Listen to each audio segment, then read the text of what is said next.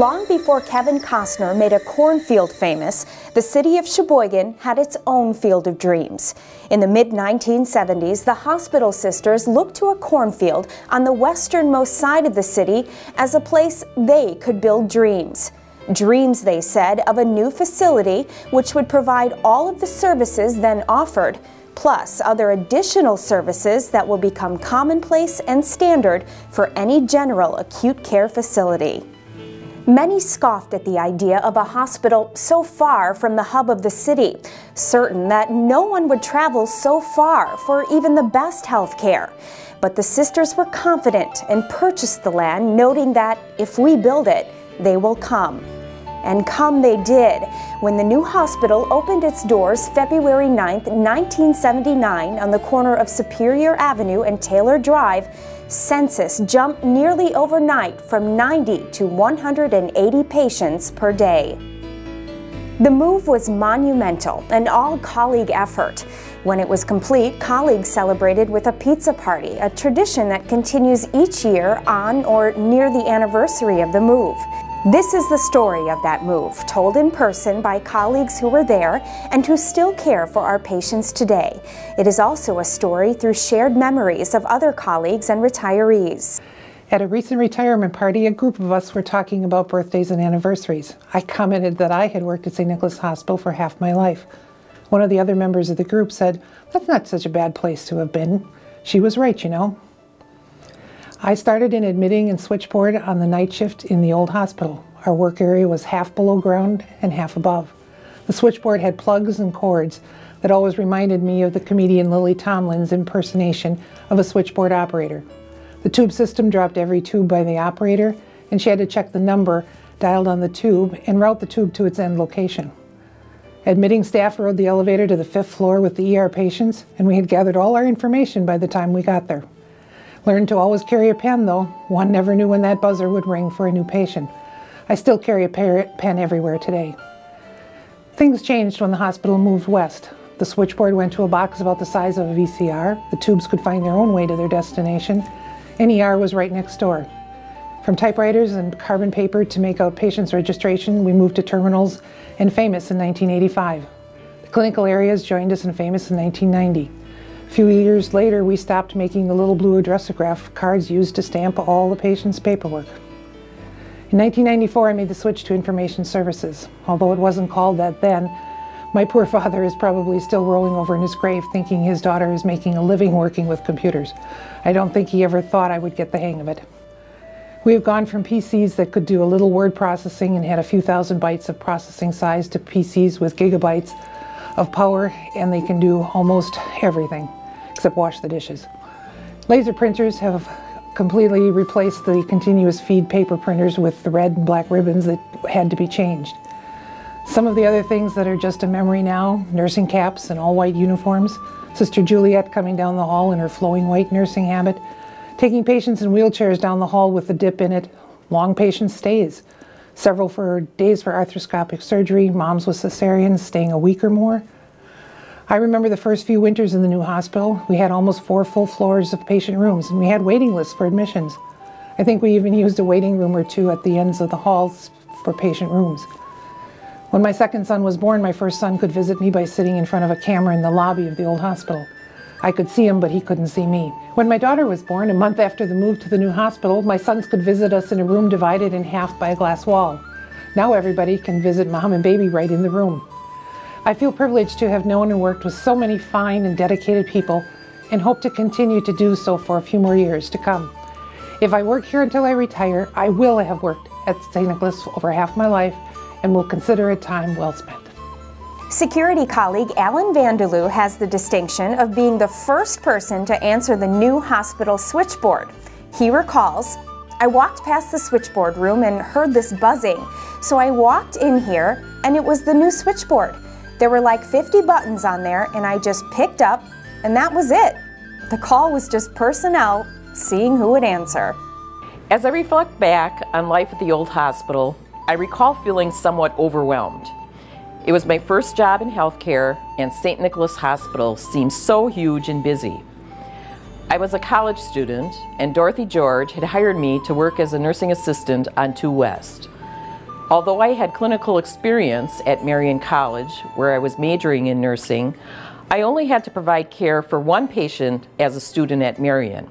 Here I had to provide care for a group of patients in addition to being expected to do a variety of tasks for the whole unit. Utensils was one of those tasks. Scrubbing them before they were sent down to sterilizing was probably my least favorite task. It was good motivation, however, to continue my schooling because RNs didn't have to do utensils. Another vivid memory I have was of having to provide care that had in rooms that had 2 or sometimes 3 patients in them. Although there were curtains that could be drawn between the beds, they certainly weren't soundproof. I can recall giving a bath to one particularly hard of hearing elderly gentleman thinking, what's the use of even trying to communicate with him? The guys in the other 2 beds can hear everything I'm saying.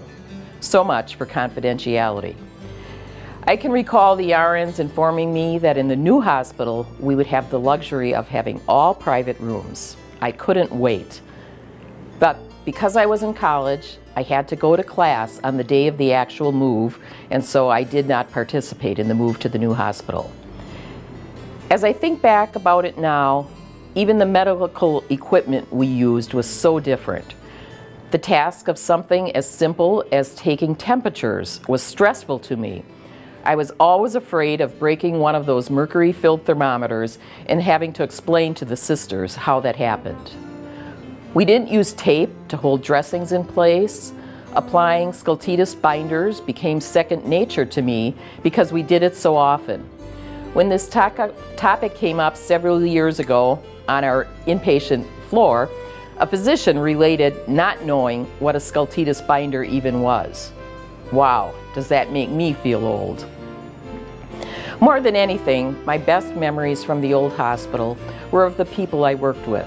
People like Luann Demler, Jan Binder, Carol Neisey, Julie Schwartz, and others were some of my colleagues on the day shift on 2 West, and they were eager to help me learn and were so kind to me. I recall thinking, someday I hope to be the kind of RN that they are. Although core values weren't a part of our vocabulary then, they certainly displayed respect, care, competence, and joy, and made St. Nicholas Hospital a great place to work.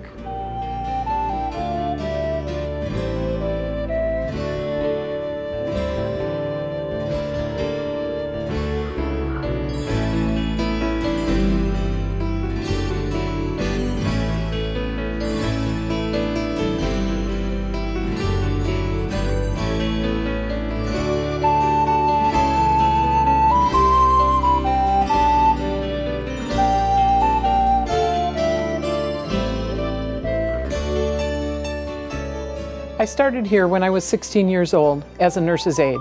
After I finished high school and a year of LTC, I then became a unit clerk. I am still doing that now. It is a goal that I am going to beat Father Shashurik's record of employment, over 40 years here at St. Nicholas Hospital. And I think I might if I stay here until I am retirement age. Some of the things that I remember from move time. I remember how hard we worked as a hospital family just to get a new hospital building. At that point in time, the state was saying that we did not need 2 hospitals in the city of Sheboygan, and we most definitely did not need 2 maternity departments. The day of the move itself, I was scheduled to stay at the old hospital. I remember we fed our patients what I called a picnic breakfast. Everything came on paper plates.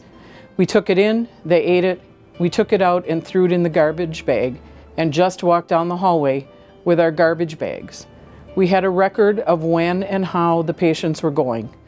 That morning, when we got to work, we needed to change the whole record because Sister Georgia had fallen the night before and broken her arm, and so she was the first patient into this hospital. So everyone was pushed back. The move went very smoothly, even though we had had a snowstorm. Sally Korf and Mary Kohanek worked real hard on that move, having the train that crosses the center of the town timed so we knew when we should send what across and all of that. I remember when the last patient was moved, they made an announcement at the old hospital saying St. Nicholas Hospital at 908 Huron Avenue is now closed, and St. Nicholas Hospital now has opened at 1601 North Taylor Drive. You could just hear a scream coming down the hallways. Everyone was just shouting for joy because it had taken us so long to get there. We were glad to be here. Retiree and volunteer Kathy Wessel said, "In 1979, we moved into a bright new building. Without the dedication of the nuns and employees who went before us, that's what it would be, a building. The constant in all of those years has been the dedicated colleague. I'd like to think that we are watched over and guided by those who went before us." The actual day of the move was cold. We'd had one of the worst winters in probably about 10 years. Snow was piled up on all the streets. You couldn't see around corners. City was still working on moving the snow. It was about 10 degrees below zero. I was in the emergency room that day to receive patients as they came in. I remember some of the first ones were the funeral home brought in the babies in the big hearses. They had 4 or 5 babies lined up across these seats in these big limousines, big black limousines. Brought the babies and the mothers over in little car seats. That was kind of fun to watch. Then the last patient that came in was a gentleman that had, I believe it was a hip fracture, but he was in traction. He had a big pin in his hip, and this was connected to a couple pounds of weight. And then this was all connected to balanced traction on his bed, so he could not come out of this. So we had to transport him and the bed entirely to the hospital. And one of the things we'd solved with that, I also had another ortho tech I worked with, Steve, and we figured this out.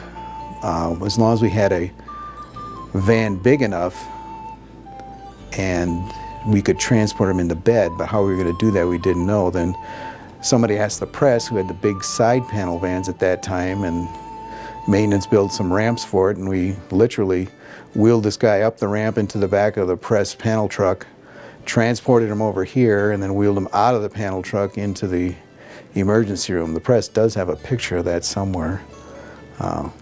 Picture of me with a big red beard at the time. Now I think it would just be gray. That was very memorable that we got him over here.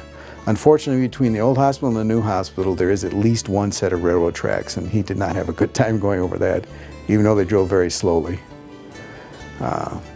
Back then, ambulances would never have been able to transport anything like that.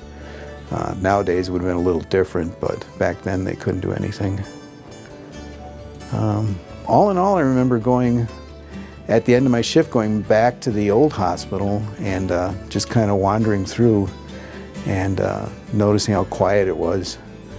But I'd worked night shift too, so I had heard all the old nuns, the ghosts of patients past, and all the creaking and moanings there. And I remember stopping by there saying kind of goodbye to it one more time, because I had known that a lot of people had gone through that place, a lot of nuns had gone through that place.